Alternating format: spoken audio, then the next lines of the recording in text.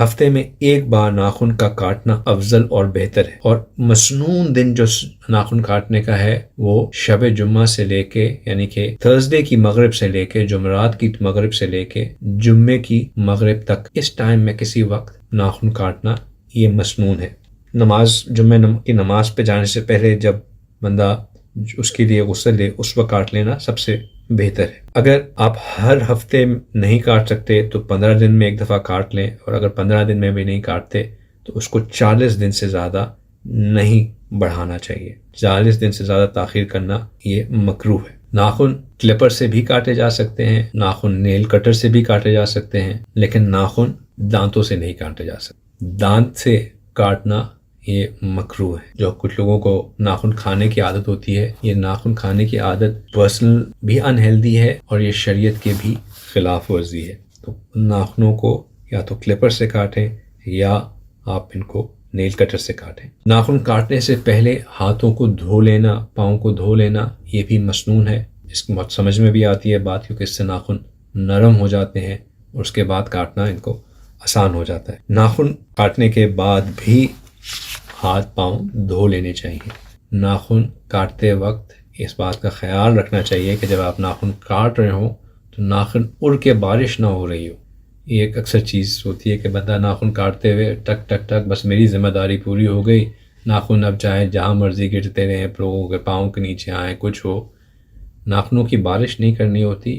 ناخنوں کو کاٹتے وقت ان کو سنبھال کے رکھنا ہوتا ہے، اور ان کو بھی جیسے بالوں کو مدفون کرنا ہوتا ہے، ناخنوں کو بھی مدفون کرنا، ان کو بھی دفنانا ہوتا ہے۔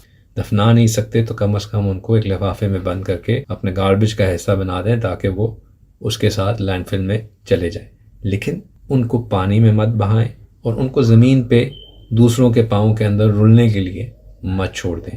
یہ خاص خیال رکھیں۔ ناخن کاٹنے کا مسنون طریقہ یہ ہے کہ ہاتھوں کے ناخن کاٹنے کا سب سے آسان طریقہ یہ ہے، سب سے پہلے رائٹ ہینڈ سے شروع کیا جائے اور رائٹ کی جو انڈیکس فنگر ہے، جو شہادت کی جو انگلی ہوتی ہے، اس سے شروع کیا جائے۔ انڈیکس فنگر، پھر سیکنڈ، پھر مڈل فنگر، پھر تھرڈ فنگر، اور پھر سب سے چھوٹی فنگر ہے جسے پنکی کہتے ہیں اس کے اوپر۔ سو 1 2 3 4، پھر لیفٹ ہینڈ کی سب سے چھوٹی فنگر، پھر اس کے ساتھ والی فنگر، پھر مڈل فنگر، پھر انڈیکس فنگر، پھر لیفٹ ہینڈ کا ناخن اور پھر رائٹ ہینڈ کا ناخن۔ اس کو سب سے آسان طریقہ جو یاد رکھنے کا وہ یہ ہے کہ آپ جس طرح دعا کے لیے ہاتھ اٹھاتے ہیں یوں، اور آپ کی طرف ہاتھ فیس کر رہا ہوتا ہے، تو اس کی جو رائٹ موسٹ فنگر ہے، جب آپ دعا کے لیے ہاتھ اٹھائیں گے تو جو آپ کے رائٹ موسٹ فنگر جو ہے جو آپ کو فیس کر رہی ہے وہاں سے شروع کریں، اور پھر keep on moving towards the left. So right most finger آپ کی یہ انڈیکس فنگر بنتی ہے، اس سے پھر آپ لیفٹ چلتے جائیں تو آپ کی تھم پہ ختم ہوگا، لیفٹ ہینڈ کے تھم پہ، اور لیفٹ ہینڈ کے تھم پہ ختم ہونے کے بعد